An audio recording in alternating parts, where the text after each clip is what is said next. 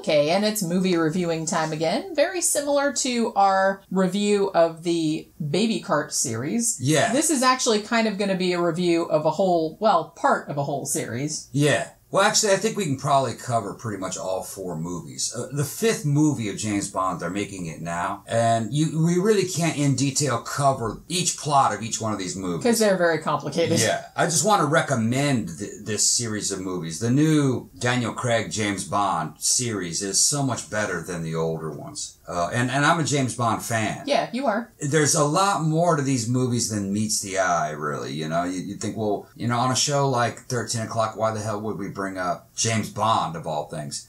But there's a lot of little occult knowledge and gnosis inside James Bond. There always was. Yeah. Going back to Ian Fleming. In an interview, Ian Fleming was once asked, what religion is James Bond? And he answered, Manichaean. And the Manichaeans were Gnostics. And there's a lot of symbolism and occult symbolism in a good James Bond movie. Now, you know, I haven't seen all James Bond movies. I don't know if they all had symbolism in them, but pretty much all of these new ones do. And that's kind of like true to the source material. I definitely feel like the more recent reboot of the James Bond series starring Daniel Craig, it's simultaneously a modern updating of the character, but is also going back to the novel character that Ian Fleming initially conceived. It's very true to the source material, or the intent of the source material. That'd be probably a good way to put it. The guys that wrote these scripts and directed these movies, and they weren't all written and directed by the same people. No, it was generally the same, you know, group of people, but these guys here knew their shit. They know their Bond. Oh yeah. Yeah, they knew exactly what they were doing. And Daniel Craig, if you ask me, is the best James Bond. I think he's even, some people say, oh man, but Connery, nah, not really. Well, and honestly, the more I read, because I've been reading a lot about all 4 of the movies, because I wasn't sure like what the critical receptions of them were at the time, because I don't really remember. Yeah, like and I saw them and stuff. Yeah, and I don't really care. But no, I'm like just saying that when Casino Royale came out in 2006, I didn't realize, but although initially when Daniel Craig was first announced that he was going to be the new James Bond, I think Hugh Jackman was kind of the only other one that might have been, which he would have been a good Bond too, I think, but... some people were like, well, he doesn't really look like the Bond. That's just, he's not like tall, dark, and suave and all that kind of stuff. But then when the movie came out, everyone was like, oh yeah, that's James Bond. He's like the best one. And you're not the only person that said that. Like a ton of critics said that. Okay, like good. when Casino Royale came out, it got pretty much universal awesome reviews. Oh, they were just like, this is like everything everybody wanted. Yeah, I didn't know what he's such a good Bond. It's like, you know, it's like I said, it's like an updating of the character, but it's also an homage to the past. And I think people were really, really happy with it. Now, when I was coming up, you know, I was playing, you know, James Bond 007 GoldenEye on N64. Some guys in there laughing, but everybody knows that first. It was like one of the first really good first-person shooters. You know, I was into the Pierce Brosnan Bond. And Pierce Brosnan, I thought at the time he was a pretty good James Bond. Until he took his shirt off. Because... He did have a good look to him. Yeah. But he's climbing on the sides of trains. He's fist fighting all these guys, and his arms. When I'd see his arms, man, I could blow. Well, you didn't quite buy it. You couldn't buy it. All right. Now, Daniel Craig. His shirt off. You can buy that you can do that. That dude can whip some ass. Yeah. Well, because here's the thing. And again, we're talking about the first one in the series that came out in 2006, Casino Royale, which has actually been made. It was made into a movie before. It was actually made into a TV show before, too. Like a TV episode before also. So something that they wanted to get back to, they said the problem with the Pierce Brosnan ones, and no one's shitting on Pierce Brosnan. He was a good Bond. He was a good Bond. Yeah. But they said, well, the problem was, as his series of movies went on, because he was in 4 of them also, that they became too reliant on digital effects, that there was too much product placement. Yeah. In fact, Die Another Day was often criticized as Buy Another Day, because there was so much like obvious product placement in it. I think, too, this was something interesting that Roger Ebert said, like comparing the new Bond films to the old ones. He said, you know, the Daniel Craig Bond is the first Bond films that actually seem like human people with human emotions and human reactions. It's like, it seemed like... The old ones were very superhero-ish. Yeah, a little cartoony. Not that they were bad, because I liked a lot of the old Bond films, but the characters are kind of cardboard. They're more caricatures than people. That was almost kind of the way things were at the time. I mean, right. That was the style. The Die Hard series was like that, and that was a very popular series. It was very much in line with American action movies. This was like a British take on the American action movie with 007 as the hero, and they were kind of like the Marvel movies of the day. Yeah. You know what I mean? They were very superheroish, but not the Daniel Craig Bonds. The Daniel Craig Bonds are, I would say, a little bit more influenced by like the Jason Bourne type, the Bourne and like series. I said, you're not the first one to make that comparison. But I really couldn't buy that Matt Damon was doing what Jason Bourne could do. Craig, though, all right, because here's the deal.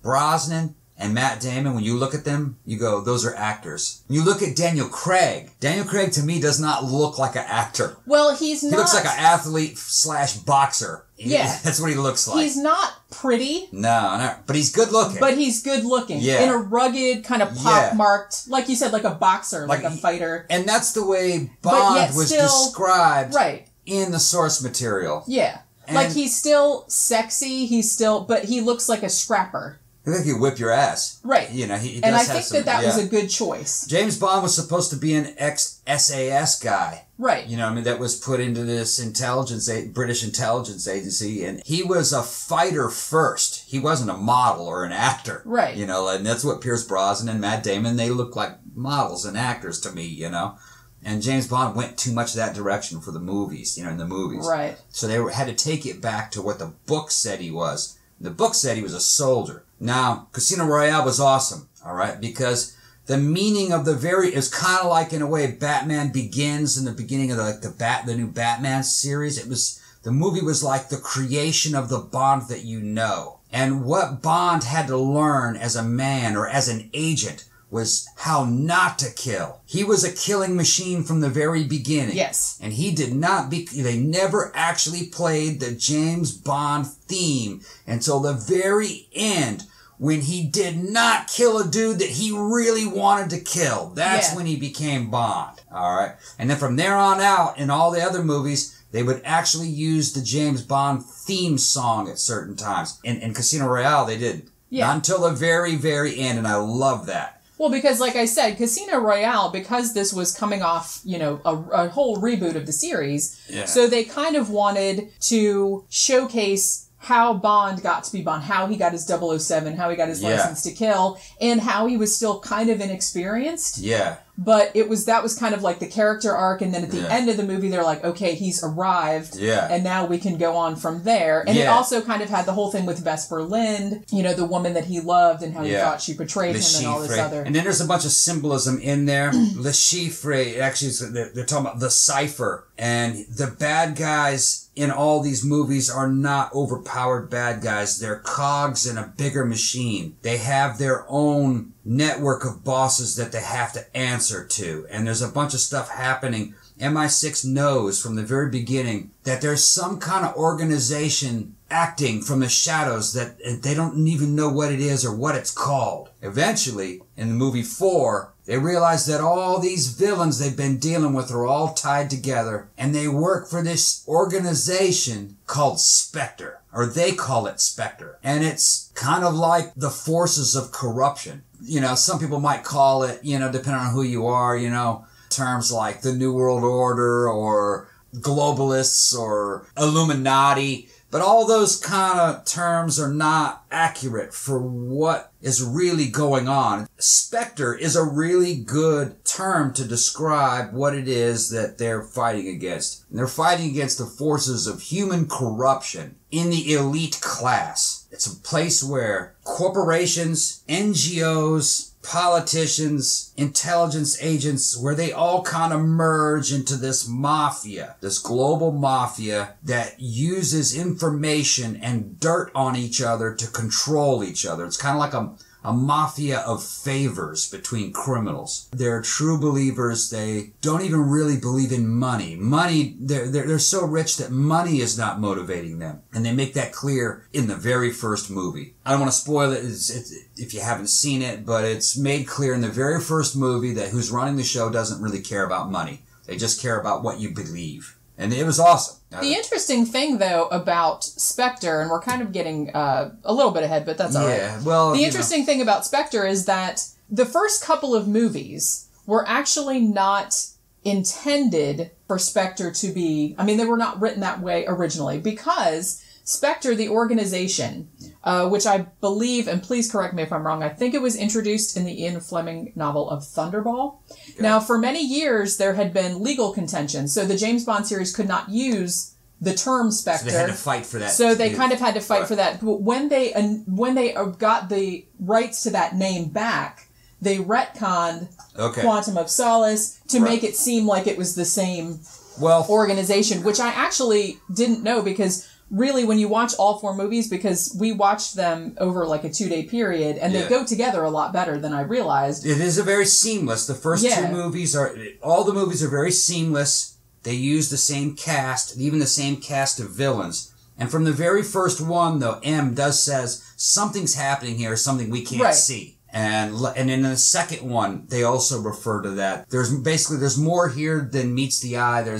So they were linked. It's just that maybe they couldn't state it from the very beginning because they didn't have a copyright on the term Spectre. They couldn't use the word until evidently the fourth movie. Because, like I said, they did. I mean, Spectre was the villain in the villain organization in Thunderball, I think. But yeah, so they went back later and kind of wrote it all. So, like I said, when you watch them all in order, I'm actually really amazed that they didn't conceive the entire thing from the beginning, but they didn't.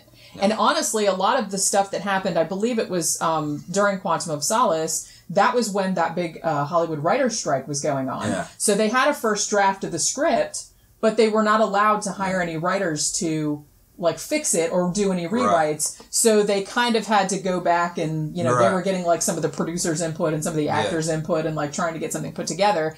And the funny thing is that I was going to say when Casino Royale first came out in 2006, the first time I saw it, I was actually on an airplane. Yeah. So, you know, which is not the most ideal situation because the screen is like 5 inches wide and it's like, plus I'm on an airplane, which I hate. So I wasn't really concentrating on it. So I was just kind of like, meh, whatever. Then when I saw Quantum of Solace, it didn't make much of an impression. Now, when Skyfall came out in 2012, we saw that in the theater. Actually saw that in the theater, and I was like, wow, this is really, really good. That was like an amazing movie. So when you got all 4 of the movies, I said, we need to watch all of these. Yeah. And I actually liked all of them much better than I, remembered. Yeah, the first 2 particularly. When I first saw them, I was trying to rank them. I kind of put Casino Royale and Skyfall ahead of the other ones. Most critics did as well. With Skyfall being the best one. Yeah. But having watched them so many times now, I say no, they're all about equal. They're different. They're offering different things, but I like them all about equal. Like for instance, I used to think Quantum of Solace was the weakest one, but now I think it's my favorite one. It has a lot of weird alchemical symbolism in it. There's a scene where, Bond is always kind of like a fire symbol. And the Bond girl is always like a water symbol where you have,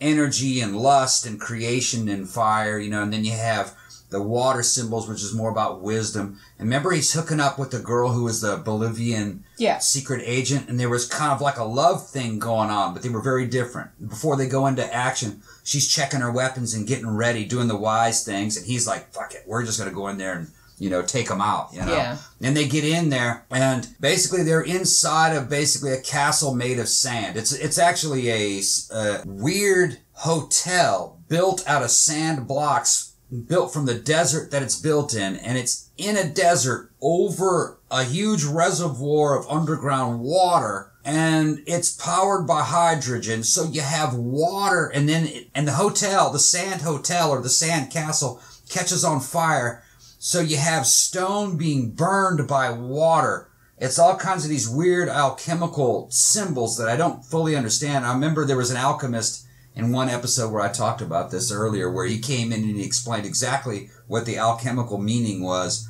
And if we have any alchemists in the audience, I'd like to know exactly what it was. But it's basically what it was a castle made of sand in a desert over an ocean of water being burned by the water. With Bond and the woman inside the castle trying to fight for survival. It was some kind of an alchemical meaning, but I thought it was pretty cool. Well, yeah, and actually on the Quantum of Solace, I believe, Wikipedia page, the director or one of the writers or something like that did specifically say Earth, Air, Fire, Water theme. Okay. So it is an alcohol. Yeah. See, she's been doing research. So they did that on purpose. Okay, yeah, I could tell it was on purpose. Yeah. I wasn't really sure exactly. It was a male, female, water, fire, earth, wind, air, all the elements. Yeah. It was an elemental thing. Yeah, and that was definitely the direction they wanted to go. Yeah, it was pretty cool. And another thing that was in there, remember, is that when they get to Bolivia, the taxi cab driver's speaking in Spanish, and there's subtitles on the bottom. He says, and he's an old man, he says, basically he's saying that the spirit of his grandmother is warning him that the drought is not natural. So there's an occult message that I haven't really totally figured out. There's an occult message to the movie. Right. The dead was trying to speak to Bond through this cab driver. Pretty weird. But like I was saying, I mean, and I've probably seen over the years since I was a kid, I've probably seen most of the James Bond movies, from the 60s to now. I always liked the series, but it wasn't a favorite of mine. But I really do like, and this is you never see this happen, but this one's like the longest running film series ever, isn't it? The James Bond films. Yeah, I think it's like 50 years. 50 movies. Yeah, because I think when Skyfall came out, or Quantum of Solace came out, I can't remember, that was like the 50th anniversary of Dr. No or whatever.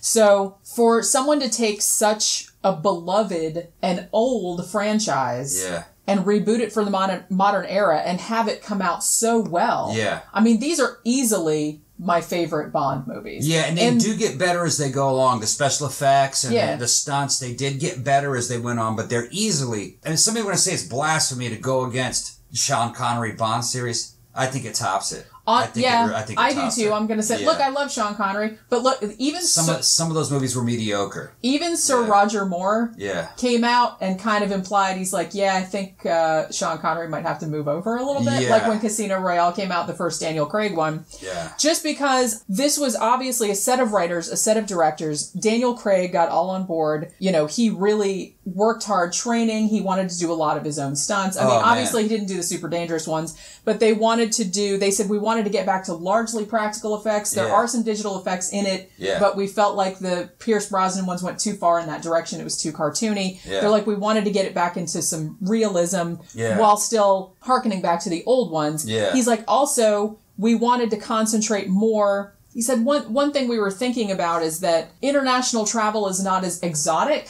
as it would have been for people in the United States or in Britain in the 60s. So it's like we wanted to still have that element, but we wanted to focus more on the character. They're like, because people nowadays, like they like a more complex character, one that's not black and white, one that's morally gray, and we thought that was more interesting. Speaking of black and white, Casino Royale opens with realism. It's a black and white flashback of how Bond got his 00. And basically how he did it. What he had to do to get his 00 was not some glamorous act of bravery. Yeah, it really was not. It's basically murdering a dude in a bathroom, in the men's room, okay? Yeah. And it really affected him. And then the second one was a lot easier. And it condensed into a small flashback that took maybe not even 5 minutes. And it's just it's an awesome scene to let you know that this is not the James Bond that you knew. All right? Yeah. And then when it shows the first color scene is James Bond in action on a case, and he ends up in a big parkour scene where he and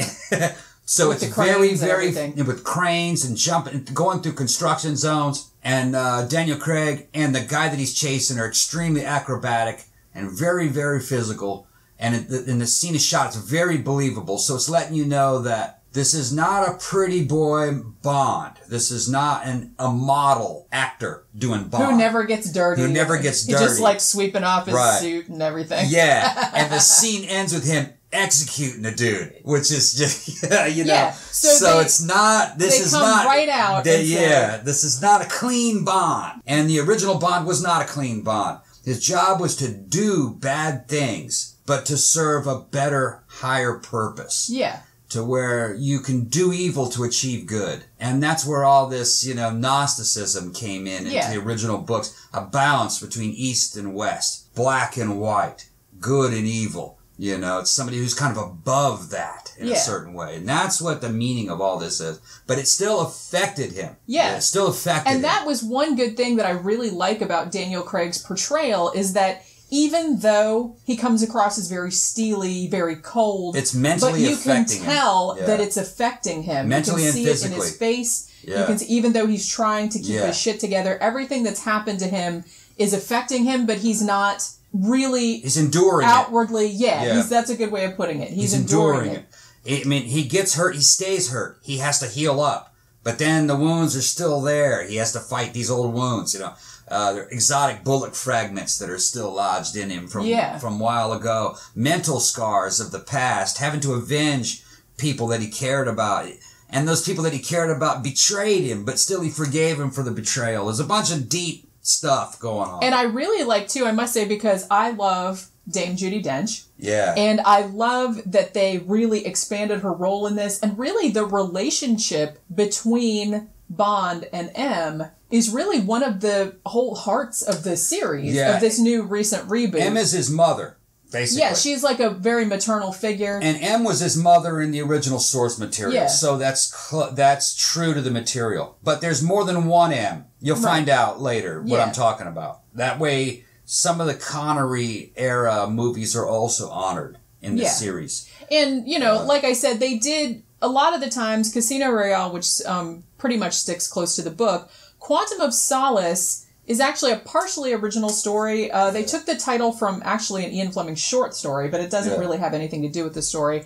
A lot of these are original stories, but that call back to some of his novels and aspects that were in his novels. Yeah. Like I said, I should say the when they came out, when Casino Royale came out... I wanted to say something, though, about Quantum of Solace. Quantum of Solace is, to me, was really cool because it's talking about the Quantum Group. The Quantum Group owned an environmental protection group in the movie that is kind of like owned by the main villain. And it's just like something that Rosa Corey talks about in The Green Mask. It's a book that a woman wrote she was a woman who got involved with a company called ICLEI who did environmental protection stuff under the UN. But it was really more of just like a con. It was a way of stealing property from people and selling the rights away to their friends in governments. It's bizarre, but that is some of the stuff that's talked about in these movies was actually based on real cases that happened. And in Quantum of Solace, it was basically corrupt environmental protectionism. Of course, environmental protection is good. You have to protect the environment. But when you see the movie, you can see that you can also use that as a mask to do evil. But anyway, whoever wrote these stories, wrote these scripts, also was kind of paying attention to things that were actually happening, kind of like, behind the scenes in the shadows. It's pretty cool. Well, the reason they set that whole Quantum of Solace thing in Bolivia was because it was based on an actual water revolt that happened in Bolivia. So it was kind of based on that, which had similar sort of circumstances. Yeah. Yeah, and a couple of the later films in the series, too, kind of get into the whole computer hacking sort of... Yeah, basically they're talking about Google. Well, or like, global surveillance type of thing. Yeah. But of all four movies, like I said, when Casino Royale came out in 2006, it was actually the highest grossing Bond film ever at the time, until Skyfall came out. It made a lot more money. Actually, Skyfall was the first Bond movie to make over $1 billion. Skyfall was awesome. What Skyfall was all about was about Bond fighting his shadow. Finds out that Bond comes up against a guy who was just like him, another 00... It's like the mirror of him. He was another 00 agent that worked for M. And M betrayed him, actually. And he got captured and tortured, and he ended up joining Spectre. And him and the forces of Spectre go after M to get revenge. And Bond has to stop this guy. And this guy is just as clever as Bond, if not... And probably in a way more powerful because he's not being restricted by an agency. He's just doing it on his own in the name of Spectre, I guess. He's doing it for his own quest for vengeance, but he's also doing it in the name of Spectre. It's pretty cool. Plus, I love Javier Bardem. So any part he plays, he always plays such a good villain. Of course, he was in No Country for Old Men, which was like the scariest fucker ever with that hair and the cattle gun. Yeah, so he plays the villain in that one. And like I said, I think of the new 4 movies, and like I said, they're making a 5th one now. We haven't seen it yet, obviously, but can't wait. Right. So of these 4, I think Skyfall is probably my favorite. And it's funny because I would have put Spectre second before, but now that I've seen Casino Royale again, I think I'm going to put that second, Spectre third, and Quantum of Solace. I used to try to rank them. But it's hard. It's hard to rank them. Because like I said... Skyfall is Skyfall has the most superficial appeal. Let's say if you're not super into the series, if you had to just pick one that was like really entertaining to watch just because of the cinematography and the pacing of it and the action scenes and just the thrill of the movie, Skyfall would probably be on the surface the best one for a beginner to watch if you only wanted to watch one of them. I don't recommend it. I recommend starting from Casino Royale and just watching them all. But Skyfall on the surface is probably the most fun to watch for the first time. On multiple viewings, I think they all start to compare with one another real well. When I first saw Spectre, when I first saw Spectre in the theater, I was mad because I had two Chinese guys next to me that were just talking to each other the whole time in Chinese. I think one of them was trying to translate for the other one, but I just couldn't enjoy the movie, and it was packed. And then I bought it on Blu-ray and I liked it a lot better. But I liked Spectre too. That was a really good movie. My favorite part of Spectre was the opening with that long opening sequence that said of the Day of the Dead. That was a beautiful, beautiful sequence. Mexico. It made Mexico City look really cool. Yeah, that's kind of the cool thing is that even though this is, you can use the cliche gritty reboot or whatever, but it's still glamorous, yet it makes even like crappy looking places look really glamorous. Good. Yeah. You know what I mean? Even if something looks decayed and gross and everything. And Mexico City looks kind of but it still looked really glamorous. Everybody dressed up for Day of the Dead. There was like a big parade with all the skeletons and everything. Really cool. And that whole thing with the helicopter thing, and holy shit, that was amazing. And Bond's there to assassinate a dude in his costume. It's fucking pretty cool. But I think the coolest thing about this, like I said, you can watch, these movies are fine as standalone movies. Yeah, you can. But when we watched all 4 of them... Back to back, man. Back to back, like over 2 days... There's so much like that they pick up from the older stories. You got to have a good memory for faces because that you really don't. That you really don't get if you see them years apart when they come out. Because some of the bad guys are used over and over again, and it all ties together, and you don't know their names. And eventually you do,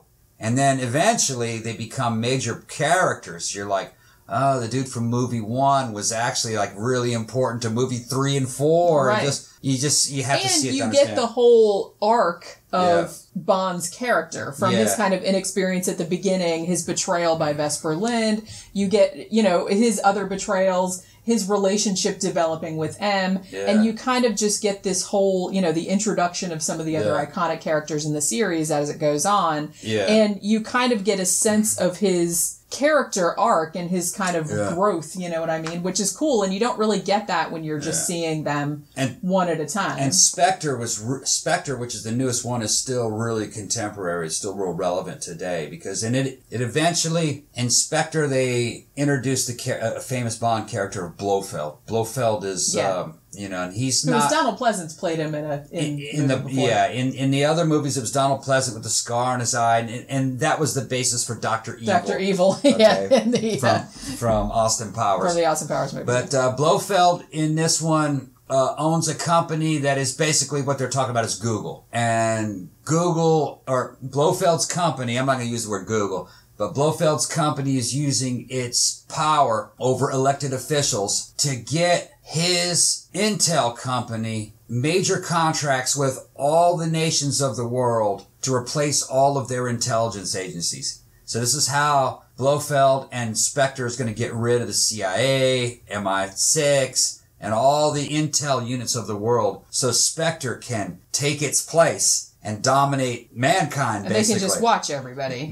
Through global surveillance. Through your cell phones and your smart TVs and all the cameras placed across Europe. And Spectre will be the intel agency. And it basically, if you know the history of Silicon Valley and Google, Google is merged with the intel agencies, you know, and so is Lockheed Martin and many other companies. But that's what they're talking about. So basically, Blofeld is kind of a Bill Gates type character, like an evil Bill Gates, really. Yeah, I guess that's what they're getting. But what I was going to say is that I really like the way they mirror the themes, like particularly in Spectre, where, you know, they're trying to introduce something called the Nine Eyes, which basically a global surveillance, and there's, we're going to fight terrorism and all this other stuff. And, you know, there's this kind of shadowy organization who are doing all these terrorist things to encourage people. Yes, we need more surveillance so we can prevent the terrorism attacks that we did. Yeah. I like that one of the arguments that they're making, this is global surveillance, you know, it's the 21st century. Field agents like the 007 program, it's out of date. Yeah. And I like that they tied that in with Bond being all beat up from like the last one, and he's like,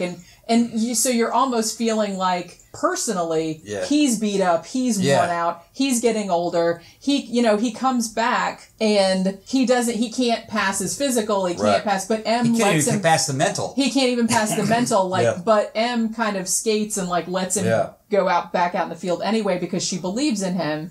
And so I like that they tied in this whole old-fashioned versus new, and then just made it this kind of complex thing that tied in with what was going on with his character. Because when you think about it, what would a traditional agent like 007, how could he stack up against Google, all right? Yeah. Or how could he stack up against drone strikes, you know? But I like that they acknowledged that you know, the type of evil that they're talking about with the global surveillance could be used for good also because of the character of Q. And I like that they introduced the character of Q, who was actually introduced in Skyfall, right? Yeah. Yeah. So I like that they kind of made him this very young, you know, nerdy, like a computer programmer type of guy. And I like, too, that he's focused not so much on, you know, the gadgets. Like in the old, there are gadgets, but they're more very realistic, believable gadgets. It's not just like, it's some cigarette that fires invisible cars and stupid shit like that. Which I think the original series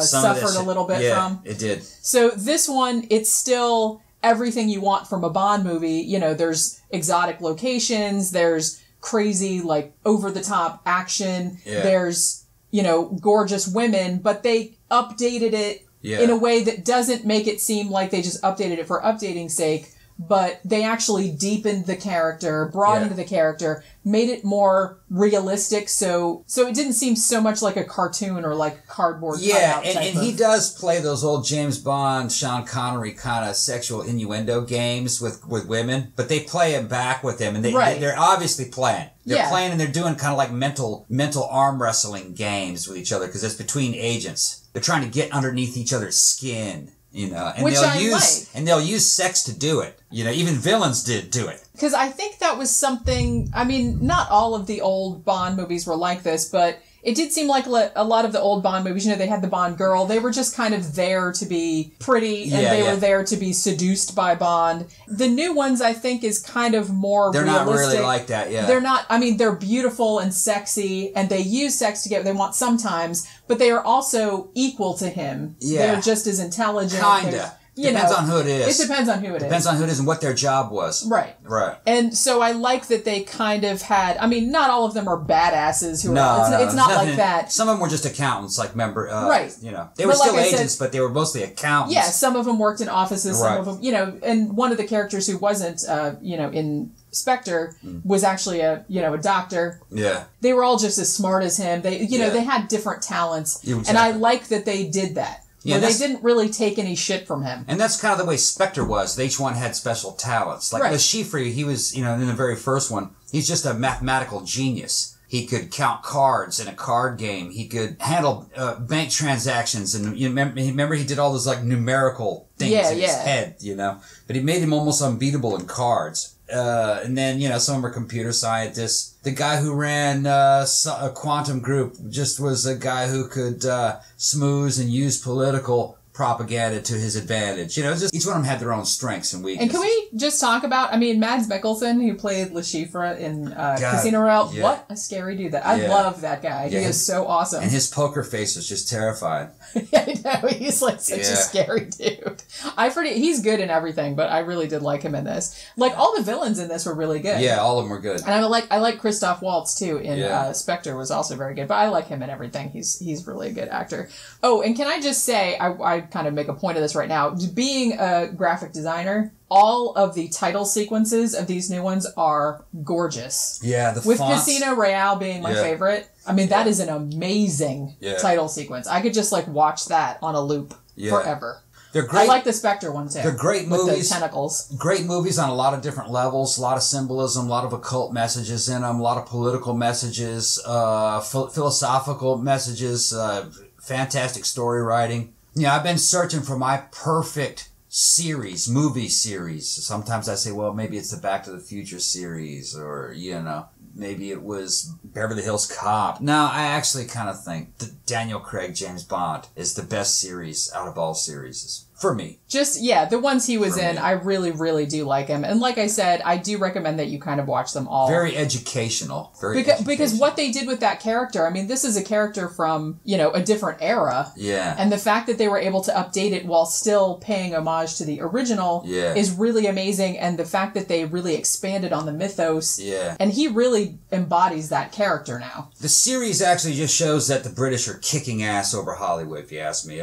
These guys can write, they can act, they can shoot a film. It has a very European flavor to it, but they've taken ideas that kind of came from the American action movies, and they've not only perfected it but surpassed it. This is just a dominant series, if you ask me. It's just very dominant. And like I said, pretty much all four of the movies in the latest series have made quite a bit of money. Yeah. Casino Royale and Skyfall were the highest rated, both with critics, and they made the most money. But the other two really did well also. Yeah, you guys got to get these all on Blu-ray. The Blu-rays are fantastic. The Blu-rays are not expensive. You can get these Blu-rays used in mint condition for like $3 delivered off of eBay, because they made so many of them. The only ones that I think is still expensive is Spectre. Expect to pay about $20 delivered for Spectre. Yeah. Mine's a Spectre Steelbook, and it comes in this matte black. It looks really cool.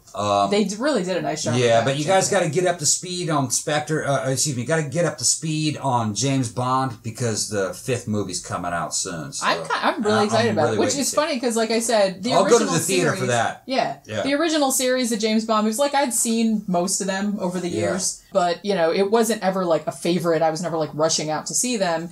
But these new ones are really kind of something special, and I really kind of have to admire that they were able to do that in this day and age, like make the character relevant. Right. I also want to say, all 4 of the themes, the Bond themes, because, you know... Theme songs, they're all real good, all very good. Really good. Which, none of them are really a traditional Bond theme. No, they do their own thing. Not really. Yeah. But I like the shit that they did with them. Yeah. You know what I mean? So the closest to a traditional Bond theme song would have been Skyfall. Skyfall, the Adele song, which that's a beautiful song. But that is the closest to a traditional, but they're all good. Probably the most off-the-wall one was the one from Quantum of Solace, the Jack White and Alicia Keys. Yeah, I like that one. I did too. It's kind of the strangest one. It almost has like a little bit of a 70s funky kind of vibe. 70s funk kind of the thing with rock and almost kind of a weird kind of R&B kind of...